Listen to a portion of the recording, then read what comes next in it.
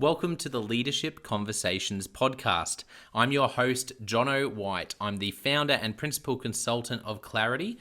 We are an Australian-based consultancy that works with leaders around the world, and our passion is to invest in people to become everything they're meant to be in order to fill the world with healthy organizations that people love to work for and customers line up to buy from. The goal of this podcast is to invest in you and your leadership. If you're just joining us for the first time, then feel free to check out consultclarity.org. That's our website, consultclarity.org. We have so many free resources on there, the most popular being our 7 Questions on Leadership series. We've had more than 1,500 leaders from around the world in all different sectors give their in-depth answers on leadership, what books they love, what they found most challenging, the most meaningful stories, how they structure their time through the day. That's free, so go and check it out. And we'd love to interview you about your leadership. I believe you have advice from your experience, your context, and your life so far that is important and can help other leaders. It's also a great way to give back. It's free to get involved, and you can do so by going to consultclarity.org/7-questions-interest, or just Google consultclarity.org 7 questions interest and fill out the form that pops up. We have a free resource for you on our website. It's called Leadership Survival Guide. It's a 57-page ebook. It has interviews with 10 world-class leaders, and you can go to consultclarity.org. It's right at the top, and get that today. We also have a daily email that we send out to over 15,000 leaders, and that email contains the highlights, our best content from our podcasts, our blog, my book, the books that we're loving that are out there about leadership. It's also the best way to get access to our masterclasses and workshops before anyone else. And there's also exclusive and limited special options just for subscribers. And you can subscribe by going to consultclarity.org/subscribe. Now, my gift to you is to work incredibly hard to provide the best leadership content I can to invest in you and your leadership. So if you're finding our content helpful, if you find this podcast helpful, then your gift to me could be this. If you do find it helpful, then write a review or rate our content and make sure you subscribe or follow. I can't emphasize enough how helpful that is. It really does help us to get the word out there so we can invest in more leaders to become everything they're meant to be. It also means a lot to me personally when people like you and people in our community share our content on social media. So if you do that, then please do look for me, Jono White, to tag me, and look to tag Clarity on whatever platform you're on. And our team, including me, I'm always looking to see when people have mentioned us so that I can engage with you. And also we look at sharing content. So if you write something about something we've done, there's also a good chance we'll share that with our followers. So if you could do that, that is a massive, massive help as we try to invest in as many leaders as we can around the world. Last of all, you can check out my book about how to deal with difficult people even if you hate conflict. It's called Step Up or Step Out. It's available on Amazon. You can just look up Step Up or Step Out Jono White, or you can go to store.consultclarity.org/book and check it out there. I have coached leader after leader after leader, and in more than 50% of the sessions, this topic comes up. How do I deal with this person? I'm finding it really difficult, and I just want to find a way that doesn't blow up to do just to have a difficult conversation, to lead them better. How do I do that? There's a 3-step process that I outline in this book that I believe can help you. Okay, let's get into today's episode of the Leadership Conversations podcast. Enjoy. Welcome to another episode of the Leadership Conversations podcast. Well, I am really excited about today's guest and about this episode. Today we have Cody Teets. Cody is the Interim President of Regis University in Colorado, and wow, some incredible experience, which I can't wait to chat a bit about. So welcome to the podcast, Cody. Thank you, Jono. It's great to be here. Yes, as I said, I'm really excited to chat with you and hear some of your story. For listeners, can you first give us a bit of an overview of what you're doing now in your current role? Yeah, so I've been a trustee for Regis University for the last 8 years, and our past president decided to retire in December. So I was asked if I would serve in the interim role to try to keep some consistency of objectives toward the strategic plan, as well as consistency of our work around our Catholic Jesuit mission. So I said, sure, I would do it. It's a 6 to 9 month contract while they just officially this week will begin the national search for a president for Regis University. So I'm in charge of everything from enrollment to retention to finance to annual giving to athletics, just a plethora of things. Yeah. So for those outside of Colorado or other places that may not know about Regis, can you give us a little bit of an overview of the I guess, yeah, of the size of the university and just some information for those who might not be familiar? Yeah, so as I said, Regis is a Jesuit Catholic university here in Colorado. So it's about, I'm going to say 500 to 700 miles to the next closest Jesuit university in our area. So it provides a unique niche for folks who want to continue with their spirituality as well as their education, really with an invitation to not only learn what their specialty is, but how to leverage that specialty as they go out into the world as leaders themselves. And I like to say, you're now charged to take your skills and change the world, make it better. Yeah, wonderful. Thank you for sharing that. So it would be great to hear some of your story now. So as we look back at Cody's story, even back to childhood, as you look back, what are some of those moments that are really significant that shaped you to become the leader and the person you are today, Cody? Yeah, so I like to start with my history, which is not it's a rags to riches story or a work hard success story. I started, my mom and dad got divorced when I was 4.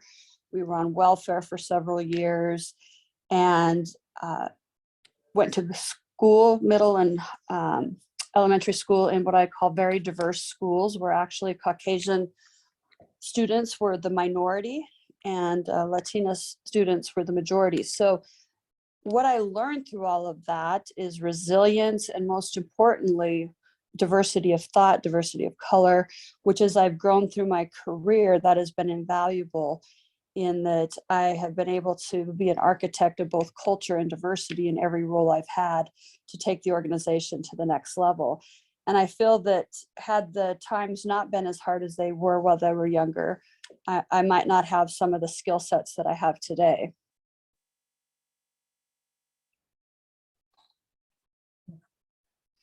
Yeah, so that's incredible. Thank you for sharing a bit of your early story. I always like to ask leaders, do you remember, was there a moment for you early on, or maybe it was a bit older, where you first realized you were a leader or wanted to be a leader or naturally couldn't help but lead people? Like, it's always different. For you, was there a moment that really stands out, Cody? Yeah, so I worked my way up to restaurant manager at McDonald's, and then, I wanted to be the best restaurant manager I could be. But as a result of that, I had the opportunity to go to a regional conference, and I was awarded with the Outstanding Restaurant Manager Award. But what I realized was just the breadth of McDonald's Corporation, and I saw executives on stage talking, and they were actually the folks who honored us with rewards. And I remember sitting in my seat in the audience one day and said, I want to be that person. And so I actually did. I Wow. created a plan and worked my way up. But, when I went to college, I had every intention of leaving McDonald's. And then I started looking for roles in marketing and advertising agencies, which my undergraduate degree is really specialized in. But when I went to that convention, I'm like, nope, I think I'm going to stay in this business and try to get that role, which at the time was a regional vice president role. Wow, that's incredible. So as you did that, and as you, I guess from your time at McDonald's and through your studies, are there any moments that really stand out to you from that season in that journey as a leader where you think, oh, wow, I really messed that up, but it really, I learned a lot? Or, wow, I saw that other leader working with me do incredible work and I learned so much. Like any moments like that come to mind?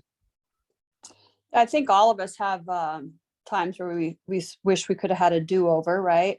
But what happened is we had a really rough couple of years in the market I was working in.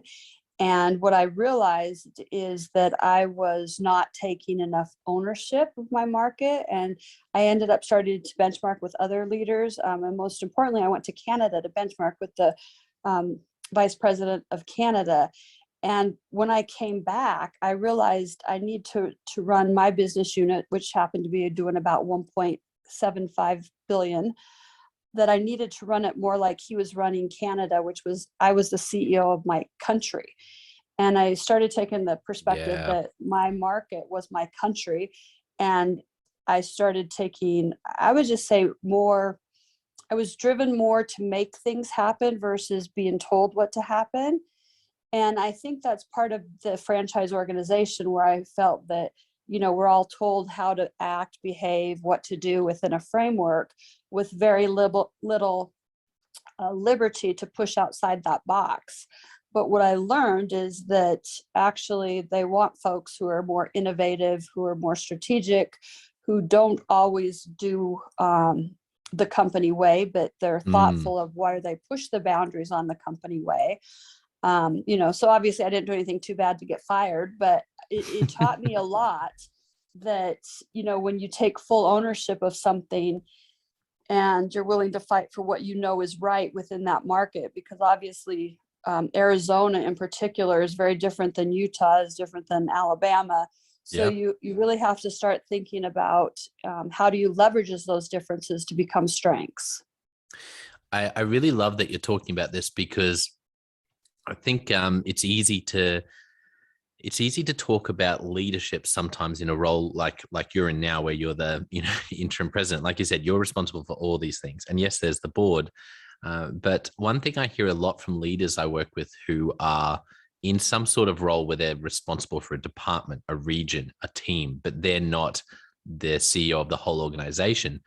There's a bit of a, how do I lead up? How do I, and so I'm fascinated by how you did that. What did you find? What did you learn about the tension between pushing the boundaries in that role and really owning, being CEO of the country, and yet at the same time staying strategically aligned as part of the global McDonald's? Yeah, so let me just also say that every idea I presented didn't get a yes, which is okay, right? Because I think that's part of leadership. They might have tested it somewhere else, meaning my leaders, or they just had additional insight from seeing what's happened across the globe, or especially if it involved bringing in a new vendor. There's a lot of protocols and processes for new vendors to join a system as big as McDonald's. But both when I was a restaurant manager, I was actually the most successful restaurant manager for a 4-year period that the organization had seen. And when my owner, who's Bob Charles, he's actually the gentleman who created the Happy Meal for the McDonald's system. But he asked me one time, he said, what is it that you do that you think you make, that you're able to get the results you can when nobody else is? Because he had 14 restaurants at the time. And I said, I run this restaurant as if I own it. And so when I got to be the market vice president of my $2 billion market, that's what I started doing, is running it like I owned it, which means, of course, extra accountability. If I made a mistake, it was on me. But if we had a success, it was on me. And I also invited my franchisee organization or franchisee leaders to be part of the discussions of things we would do, because I wanted their buy-in as we were moving in some different areas, specifically with Hispanic advertising, because we had such a high density of Hispanic consumers in both Nevada and Arizona that we needed to do some things different there. And it completely turned the market around in about 18 months. Wow. That's incredible. And so I have to ask about that, because that's an incredible turnaround. What did that look like? Because that's fast. That would have been, was it incredibly disruptive and tumultuous to do that? Or how did that play out to see such a big turnaround in only 18 months? So a couple of things is had been there already for 3 years. So or maybe even 4 years. So people knew me, right? So I had a lot of experience of what was going on in the market. But what I realized is that some of the things I would say, so let's use Hispanic marketing, for example. I had to start visiting restaurants with some of the franchisees and saying, let's look at all your customers who are in here. And oh, by the way, we don't have any Hispanic point of purchase. And wouldn't it be easier for our Hispanic consumers to know what's going on and how do we leverage that? So that would have been one thing. The other thing is that as part of that, we also I had the agency do some research on Hispanic advertising in the state of Arizona and the state of Nevada, and finding out what our media buy was in that space, finding out that we were amongst the lowest, even though we were the largest actually QSR player. And so doing some fact gathering and taking the franchisees with me, who are my franchise partners, right? We were only collectively successful if we both did well. And, just doing, I'd say more of a, let's learn this together, let's dive in together. But I'm going to say it wasn't always easy on me, and I'm sure it wasn't always easy on them, but there was a lot of dialogue and I'm going to say benchmarking, right? So that it wasn't just people sitting in a room giving opinions. It was, well, let's just go find if that's still the case. Because what I found in meetings in particular is people might say something that they know, but when you start digging deeper, what they know is from 2 years or 5 years ago. And they haven't really created what they know today, or they haven't paid as much attention about how the world changed around them. Yes. So it was and I remember at one meeting just saying, I'm asking you all to take a leap of faith, because I understand that, I might not have enough facts and figures and statistics and white papers and business cases, right, to get you on board. So I'm going to ask you to take a leap of faith. If we try it for 60 days and it doesn't work, we can always stop. Yeah, I love that. It reminds me of that story reminds me of the book Blue Ocean Strategy. And I love how they talk about market research in there, and how your story of literally walking in to a venue with that franchise, with the franchise owner, and saying, let's have a look at who's in here. It reminded me of that book, because they say, if you just go, even with market research, talking of well-intentioned, trying to get feedback from people, whether it's your people or your customers, if you just ask customers, what can we do differently? They'll just say to you, yeah, give us more of the same for cheaper. And I love that challenge to go, we have to be more creative in how we find data. But the way you put it there is so interesting. Also looking anecdotally at when we're sitting in a room with our people and someone says, I know this, actually digging deeper. What did you learn through that about how to find out, I guess, from really data-driven ways, but also more people, the humanity, like actually learning what's really going on with your customers when you've got such a large pool of customers? What did you learn about how to do that well? So the first thing, I want to give you an example that this happened with us visiting a Starbucks, because Starbucks, we knew their transaction growth and their sales growth was increasing while our transactions were pretty flat. And I had a lot of naysayers who were saying, well, that's not here, that's not here. And it's because we could only get national data for Starbucks at the time versus very localized data. But I ended up taking franchisees one at a time to a Starbucks. And several of them admitted to me afterwards, they thanked me because they said, Cody, to be honest, I've never been in a Starbucks. And this has been my competitor on this corner for 3 years. But these were some of the loudest voices, if you will, in a meeting talking about how Starbucks wasn't really that good. So then they go into a Starbucks and they see how busy the drive-thru is, and they see all the customers in line, probably in some cases more customers in line than in their restaurant. And so what I learned about the facts and figures is sometimes, you have to, it's that show me rule. You have to show me. People have to be convinced. Yeah. But the invitation, I think, is part of the relationship side of it, because when you invite somebody to come, it's in a way saying, I might not be right. Maybe you're right, but let's go together and figure it out. That's the humanity side of it, right? I'm not standing there arguing with you toe to toe that you're wrong. I'm like, let's go figure it out together. Yeah, that's fantastic. Yeah, I love that perspective. And there is an invitation, and that lowers the barrier and lowers the walls to actually say, I'm not just going to stand here across from you and just say you're wrong. Let's go and find out together. And there is something about physically going into the field that and seeing it, like you said, the show me, that's so powerful. And yet at the same time, I feel like definitely for me as a leader in past roles, it's easy to go, I just don't have time for that. I'm focused on more important things. Right. So well, you keep going. I would just say too that, I think a lot of businesses lose their way about the voice of the consumer and what's important to the consumer. And I'll be honest, McDonald's has ebbed and flowed in that area.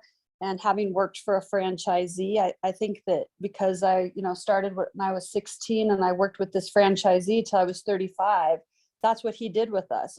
If I had my nose in my restaurant so much, and he'd say, well, what's the Wendy's doing down the street? Or what's, the KFC doing over there? I saw their line looks longer than yours.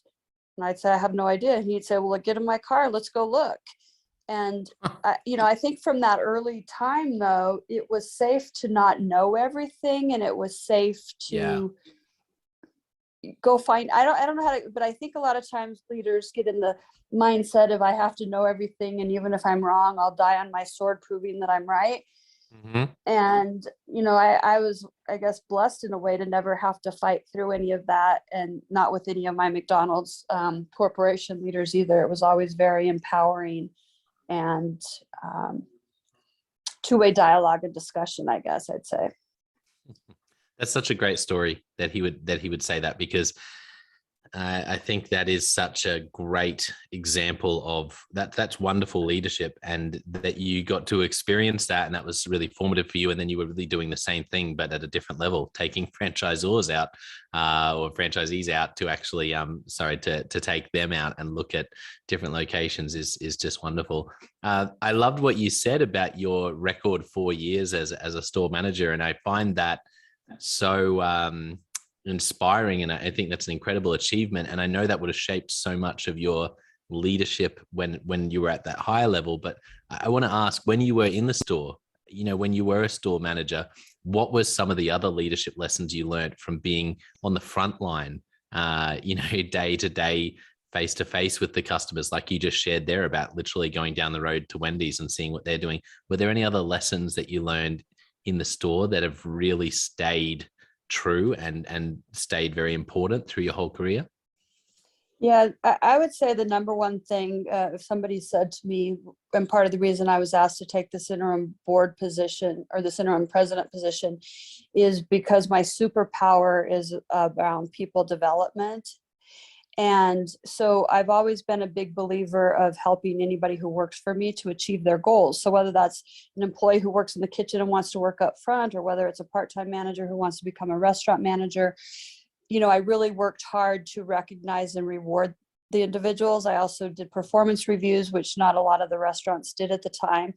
And that was a two-way dialogue about what you're doing well and what you're not doing well.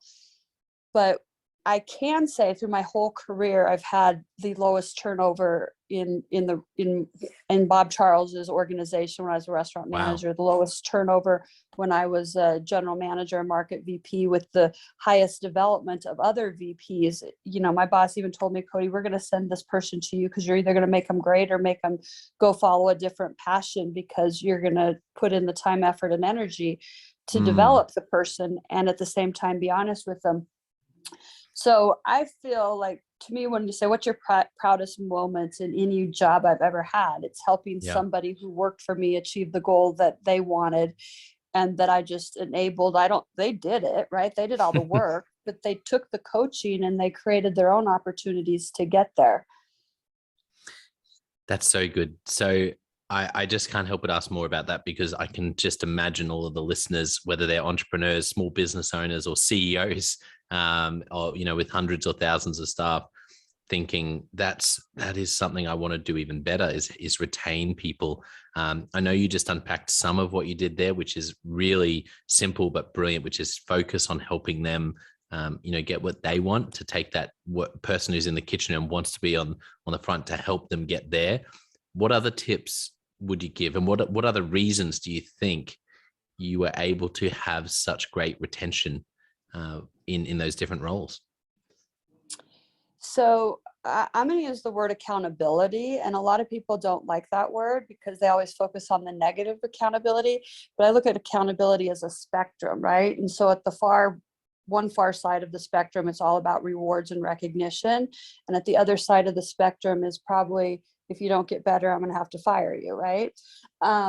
But there's a whole lot of range in between. And so I always tried to say to my top 30% of my employees who I need to stay, want to stay, and they're great, I want to continue to foster their development and growth. And so by doing that, though, you still have to sometimes have courageous conversations. Somebody might say, hey, I want to be the next VP. And you have to say, okay, you know what, I really want to help you be that VP. But as an awareness, when you're in meetings, you talk too much and you don't let other people give input. So you're seen as the smartest person in the room.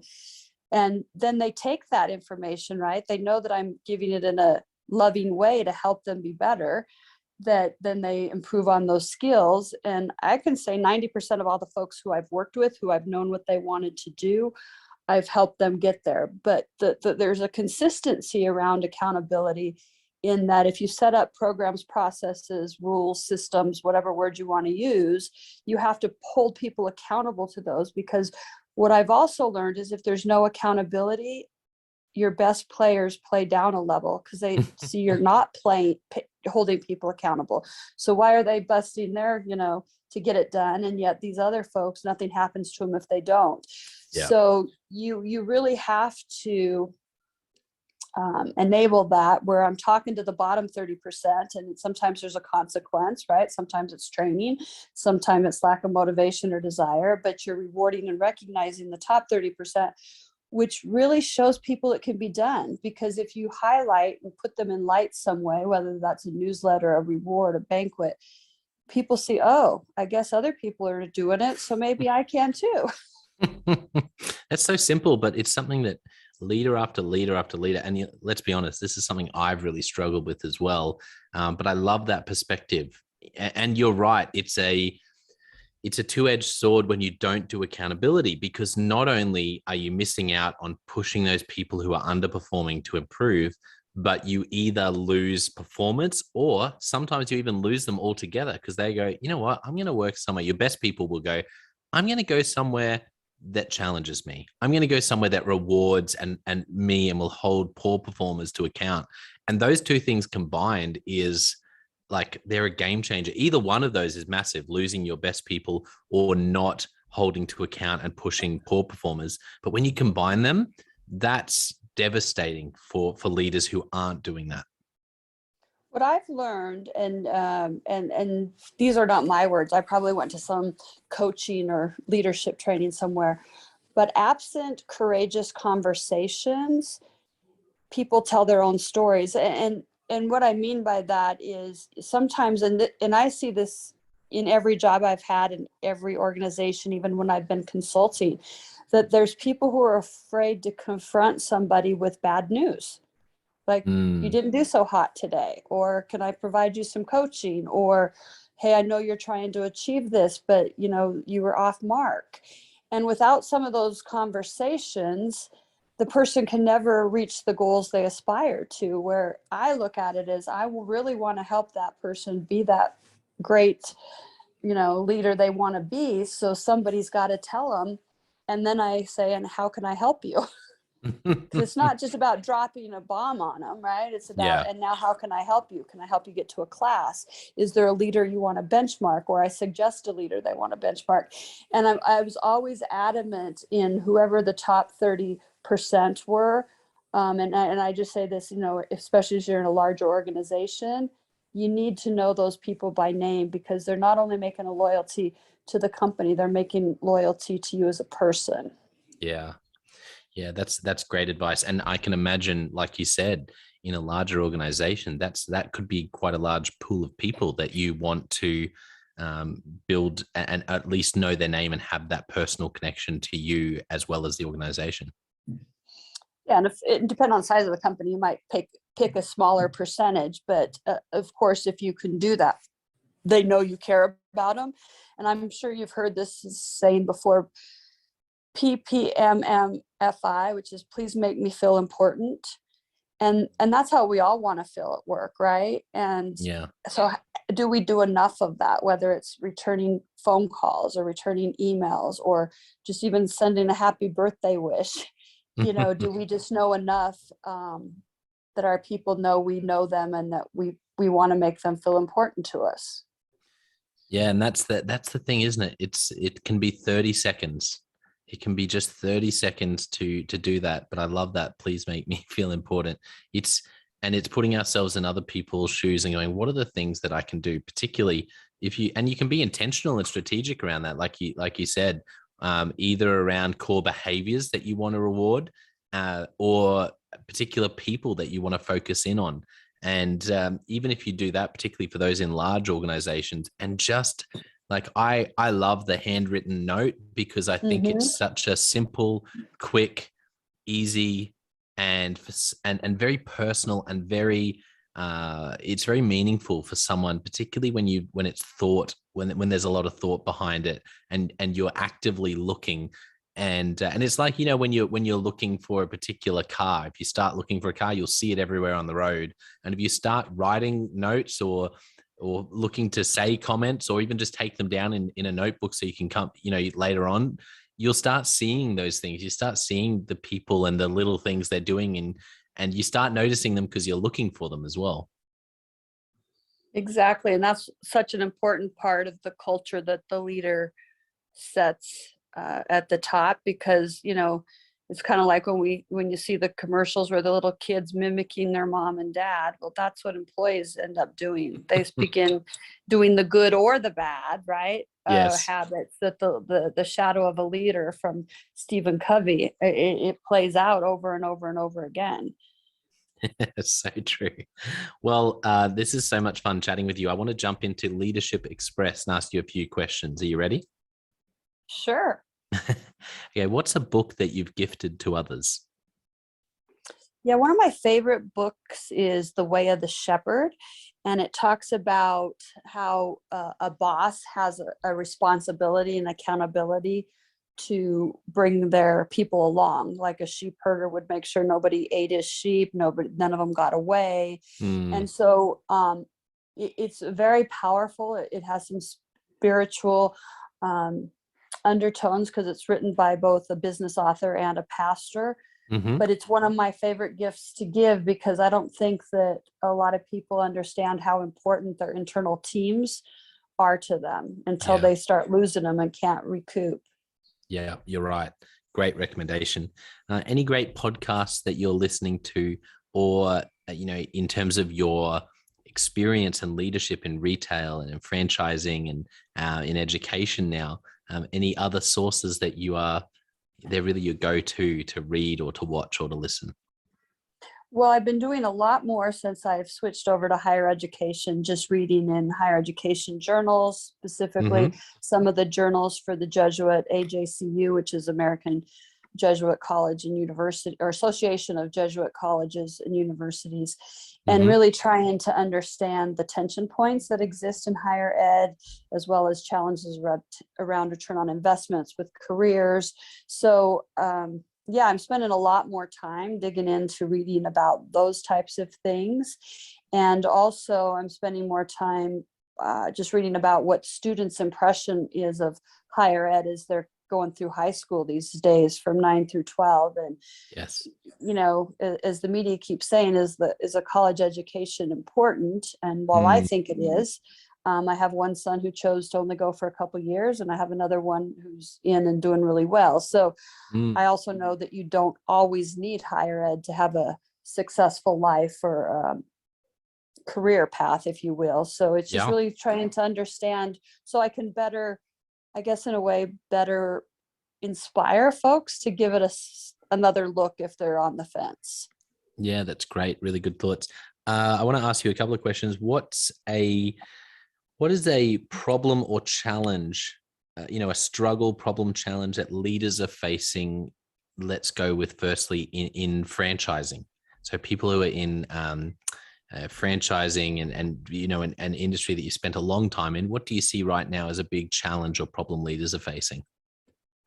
I think the biggest challenge in franchising, whether it's what doesn't matter whether it's restaurants, retail, cleaning, spas, whatever, it's the labor shortage and the great resignation, as folks are calling it, because yes, folks really have not come back into the workforce. We're seeing it everywhere we go, with people shortening their hours or closing one day of the week when they didn't used to do that, but they have to do that now because there still is a balance between how high you can raise your, or let me rephrase that, how quickly you can raise your menu prices yes, or the product price, but yet still meet the wage requirements of your employees. So I don't know. I mean, you guys just reading the article the other day, where did all the people go, right? Because they just aren't seeming to be working out and about in the way that we're used to. Mm. Yeah, thank you for sharing that. What about higher education? What's a big problem or challenge that you're, now that you're in higher education, what are you seeing leaders, facing as a big challenge in higher ed? I think a couple things. One is with the rising cost of education, how do we meet the needs of the students and the families who don't have college on their radar because it's too expensive? And I know that's probably a higher ed and a government challenge, but I was fortunate to be able to go to college on the Pell Grant because, again, as I said, we grew up rather poor. And, so I hope people leverage that and scholarships, but I really feel there's a sweet spot for the student that's about a 3.2 to a 3.5, probably not strong enough to get an academic scholarship, but how do we help more of them get through college and structure it in such a way that it's beneficial so they don't walk out with, tens of thousands of dollars in student debt that they're paying on for years after graduation. So it's really it's a challenge. It's bigger than me for sure. If I knew how to fix it, I'd be making all those suggestions right now. But there has to be a better way to help folks afford universities if that's the choice they make, especially as we keep looking at them raising the price of tuition every year. Yeah, no, that's a really good point. Do you have any favorite questions that you ask when you're sitting in a one-on-one with a team member, when you're in a meeting with a group, or they've just become sort of superpower questions that you go to? One of my favorite ones is, why do you think that? and I'm genuinely curious, because back to the point I was saying, if they say, Starbucks isn't doing so great, my point is, why do you think that? Because they're not lying when they say that, right? Yeah. And so I'm more interested in the gap between what they think and what I think. So I like to ask that, and I also say, what is the industry doing? So right now I ask in higher ed in particular in my meetings, so what's happening at other universities and how do we compare to that? Yeah, that's great. I love that. There are a couple of great questions. This is an interesting question, which you can answer either for higher education, or if you want, once again, put franchising hat on. What is a commonly held belief in your industry that you passionately disagree with? Well, one, I disagree with it, and I wrote a book about it at McDonald's, that McDonald's is a dead-end job. And the name of my book is Golden Opportunity, Remarkable Careers of Success that started at McDonald's. And I wrote it in 2012, really with the objective of neutralizing what was being said on television and in comedy and in the papers, that if you work at McDonald's, you're just going to be a burger flip for the rest of your life, in a very, condescending way, that you shouldn't work there because it's dead end. And my book is really based on three premises. One, people who were like me, who rose from the restaurants to a vice president in the corporation or an officer role in the corporation, people who started in the restaurants and then became franchisees, and then people who started in the restaurants and what they learned at McDonald's, they took somewhere else with them. Yeah, And I love so that's, it just angered me that, that's all people could see about McDonald's without understanding that we teach finance and marketing and supply chain and real estate and construction and logistics. And, Yeah, it's so much bigger than just the four walls of that restaurant. absolutely. I completely agree. That's wonderful and a really good thought. What's a great piece of advice you've received? I think one of the best pieces of advice, and I shared it with somebody the other day, is you don't always have to show up as the A student. And I had to have them explain it to me. I'm like, what does that mean? And they said, it's obvious, a lot of things, and, but especially as a leader, you want to be the last person to speak because people will follow your opinion too quickly, or you come across as so smart that other people don't want to share because they know they're going to look stupid, or that's what they think in their head, right? Yeah. Not that they really are. So I just thought that was brilliant advice because, as a leader, oftentimes we think that we do have to be the smartest person in the room and the smartest person in the room on every topic, right? Which is just not possible. Yeah, I like that. I like that saying. You don't always have to be the A student. Was that right? You don't have to always be the A+ student. Yeah, Yep. That's great. What about a movie or TV show that really impacted you? Yeah, I liked so many TV shows, but I think when the Roots series came out years ago, it was probably one of the first docu-series, right? Yeah. And just seeing how bad it was, because even if you read books and, different schools at the time, it's probably much more broadly diversified now, but they probably led you to books that they wanted you to read and the stories they wanted you to know or hear. Yes. So to me, that was just such an enlightening and emotional experience of maybe some of the things I lived, even from some of the people who picked on me or bullied me because I wasn't Hispanic, and really just, wow, like, if this is how it really was for them, I can understand where that meanness came from. Yeah. Wow. Thank you. Thank you for sharing that. What's a tip for finding and keeping great talent? Finding great talent is, I'd say the majority of the time, is if you can get a good network of people who refer great people to you. I think that's one way. The other is I think you just have to have a really good interview process. And I'm a big believer, if you're interviewing somebody, say for communications, you have them write a few things for you, and you have them, do some, I guess, case studies, if you will, but really get an idea of how they think and what their skill set is beyond just what they say. Yes. So I've had a lot of great hires from outside, and I really attribute it to the great HR folks I had and how we set up the process for not just tell me, but show me, kind of back to what I said earlier, show me you can do this. Yeah. That's And then you said, that's so good. Sorry, keep going. No, and I think you said, and how do you keep them? Yeah. That was off the last part. Yeah. Well, I think the way you keep them is you're honest with them, you coach them, you try to help them be their best selves. You create a common goal that everybody's striving for. And I also think you create a culture where everybody knows how to win, and it's not ambiguous, because if they know how to win, people are going to play to win. And, if you have too many people who are not sure what the boundaries are, you either have a bunch of wild, wild west cowboys, or you have a lot of wallflowers, or, it doesn't produce the best in people. So rewards, recognition, and it doesn't always have to be money. It could be hey, I saw you do something great today, or hey, that presentation you gave, when you said, you have to give a specific though, not just a great presentation. When you gave the presentation today and you showed our 3-year trend on customer count, that was perfect.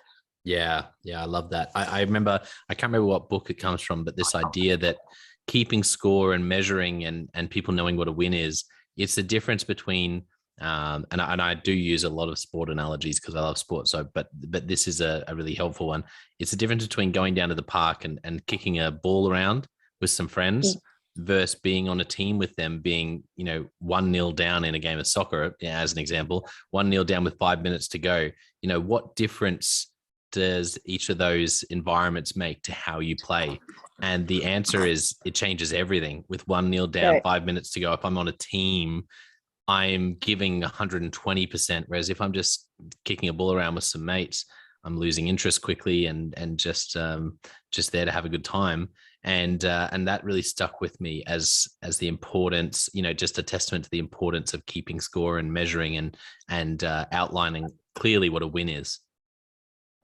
Yeah, and somebody told me, early when you become a leader, or when you even take over from another leader and take a new market or a new role, is you really need to strategically look for wins so that you can build the confidence in the team. Because in many cases, you're going into a situation where folks are feeling a little down, maybe a little beat up, they've had high turnover, and now you're going in and creating that win where they can feel and see that things are moving in the right direction. You might not be hitting the North Star yet, but you're celebrating the progress.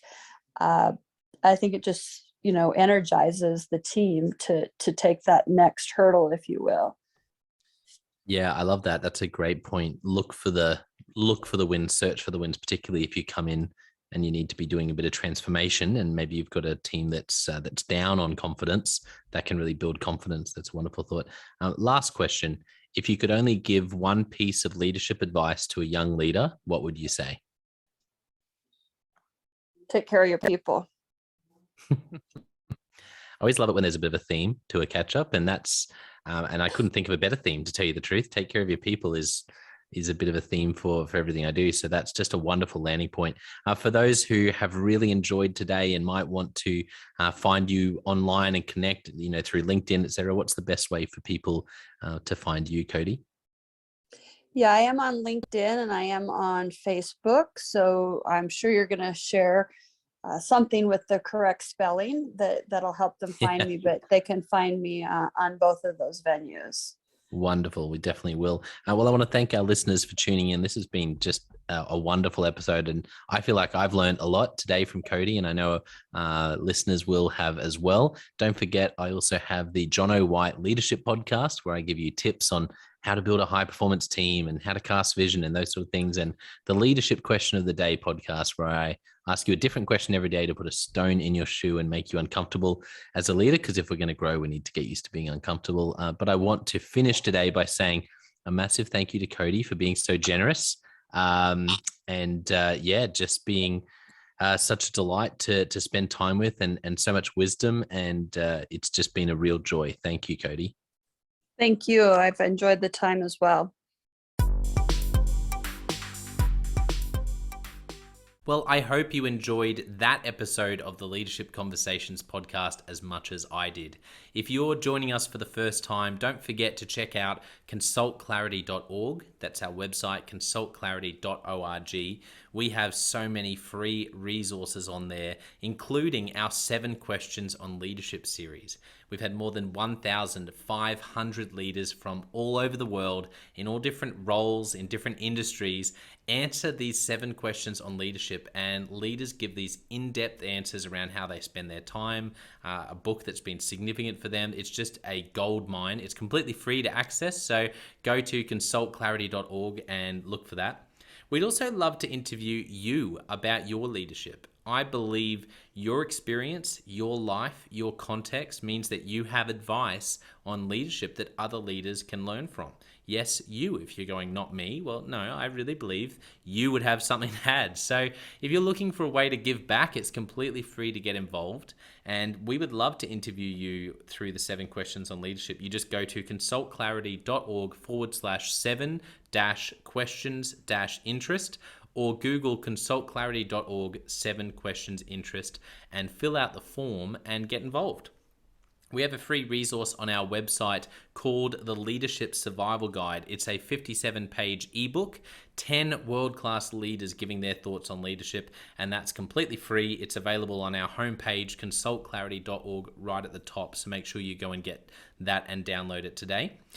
And we have a free daily email that you can subscribe to. We send this out to over 15,000 leaders from around the world. And it contains the highlights of content from our podcasts, our blogs, our books we're reading. It's got the best content, and it gives you exclusive, limited, early access to our masterclasses, workshops, new products, special offers. It's all for our subscribers. You can go to consultclarity.org/subscribe and join 15,000 other leaders. And my gift to you is to work really hard, particularly through the Leadership Conversations podcast. I have been blown away by the quality of the leaders, and I'm learning as much as anyone in doing these interviews. So I'm having a great time. And my gift to you is to keep lining up the best leaders I can to invest in your leadership. Your gift to me, if you're finding this helpful, there is something that you could do that would help us out massively. And that is to write a review and to leave a rating for our podcast or wherever you're watching or listening to this. I can't tell you how much that helps us out. Also, subscribe or follow. It really does make a difference in helping us to help more leaders become everything they're meant to be. Another thing that means a lot to me personally is when I see our community share our content. So if you do share this or any other piece of content on social media, then thank you, and please do that. And look for me, Jono White, or Clarity, and tag us in your post. Our team is always looking for posts to engage with from our community, and there's also a chance that we'll share your content to go beyond and share it with our followers. Last of all, you can check out my book. It's called Step Up or Step Out: How to Deal with Difficult People Even If You Hate Conflict. I wrote this book because 50% of the coaching sessions I have with leaders, this topic comes up again and again and again. And it's this idea of, how do I have this difficult conversation? How do I lead this person better when I'm finding them difficult? Or in some cases, you look and you say, I think I might be leading a difficult person. They're just quite difficult to lead, or I'm finding them quite difficult to lead. So there's a 3-step process that I unpack in Step Up or Step Out. And the amazing thing, and I've literally done this myself, and I've heard it anecdotally from other leaders as I've coached them, is that if you follow this process, you will see that person step up and change their behavior or make a decision, which is to step out some of the time. 95% of the time, people will step up or step out in just 4 weeks. And I stand by that. It's you have to read the book to understand, but I really do believe in it, and I've experienced it firsthand. It works. So you can go to Amazon, look up Step Up or Step Out Jono White, or store.consultclarity.org/book. Well, thank you so much for listening. We're going to be back with a new episode next time of the Leadership Conversations podcast. And I hope today has helped you to take another step towards becoming the leader you're meant to be. See you next time.